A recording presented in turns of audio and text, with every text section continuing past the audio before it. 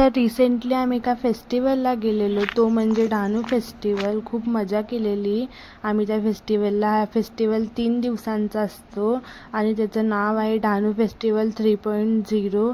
आम्ही बोरिवलीवरून fast train पकडली ते डायरेक्ट डहाणूपर्यंत.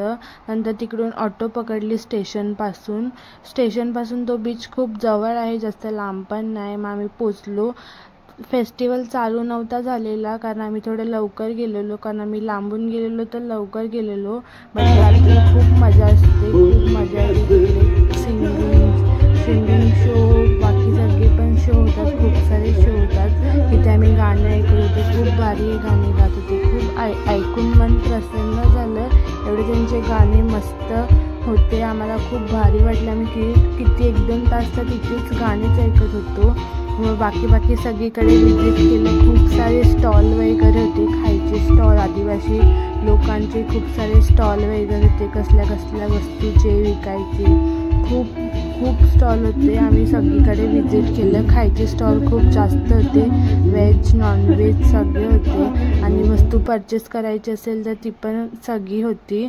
नंतर आम्ही सेकंड शोमध्ये गेलो. तिथे होतं सायकल सवारी.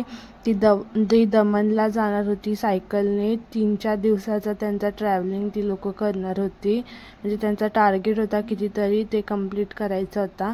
मग आम्ही मोजितो पिला. मला त्याने मोजितो घेऊन दिलेला, मी मागत होती. मग स्टेजवर तिकडे त्या सायकल सवाऱ्यांचं स्वागत करत होते.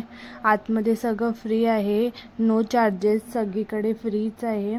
फक्त खायचे पियचे पैसे लागतात, बस तेवढंच. आणि रात्री सगळं मस्त होतं तिकडे, लाईटिंग वगैरे खूप भारी होते.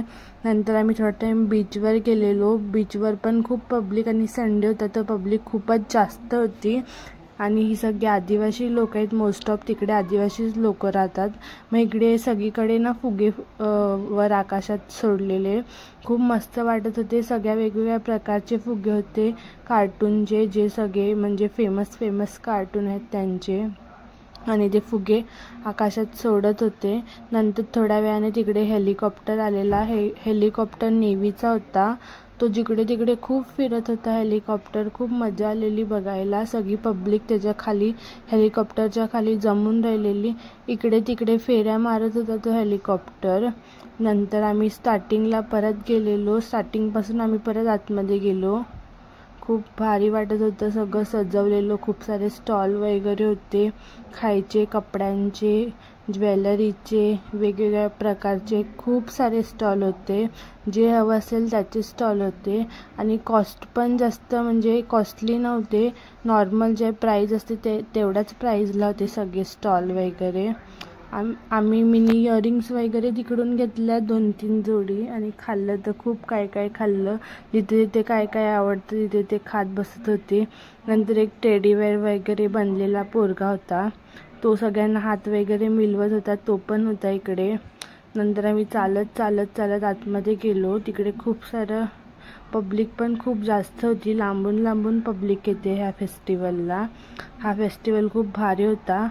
मोस्ट ऑफ हा फेस्टिवल आदिवासी लोकांसाठी ठेवला जातो, म्हणजे आदिवासी कल्चर दिसून यावं, आदिवासी लोकांचे जे कामकाज आहे ते दिसून यावं, डहाणूच्या कलाकारांना एक स्टेजसारखं भेटावं, म्हणजे काय पण करण्याचं, अशासाठी हा फेस्टिवल ठेवला जातो. नंतर इकडे बोटी वगैरे खूप सारे ते पब्लिक जमलेली हेलिकॉप्टरला बघायला. खूप भारी वाटत होतं. आणि नेव्हीची लोक ह्या हेलिकॉप्टरमध्ये होती. आम्ही खूप मज्जा केली. नंतर आम्ही मग ट्रेन पकडली, स्टेशनला गेलो आणि मग घरी यायला निघालो, कारण खूप दमलेलो होतो आणि आम्हाला लांब पण जायचं होतं, तर ट्रेनचा प्रवास होता म्हणून थोडं लवकरच निघालो तिथून. मग थोडा टाईम बसलो वगैरे आणि आमची ट्रेन मग थोड्या वेळातच आली. मग आम्ही बोरिवलीला उतरलो आणि बोरिवलीवरून मग दुसरा ट्रेन पकडली. मग आम्ही लोक घरी पोचलो. थँक्यू.